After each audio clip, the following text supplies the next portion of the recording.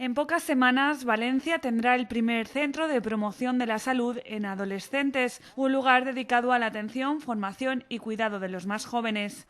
Estará situado en la Alquería de Solache, en el barrio de Torrefiel, un edificio del siglo XVII que ha sido rehabilitado y adecuado para este uso.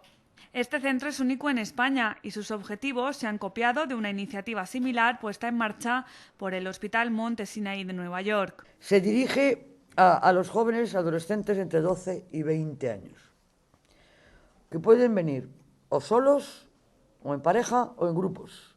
O sea, máxima libertad, máximo respeto, máxima facilidad, para que hagan uso. Yo les invito a los adolescentes a que hagan uso de este servicio gratis. Aquí se hablará de sexualidad, trastornos alimenticios, control de peso, acné o drogas.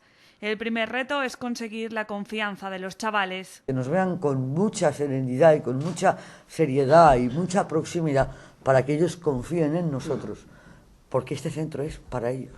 En el centro se celebrarán charlas, talleres, terapias grupales o consultas personalizadas. Los padres también podrán acudir a recibir asesoramiento profesional para comprender y ayudar a resolver los problemas de sus hijos.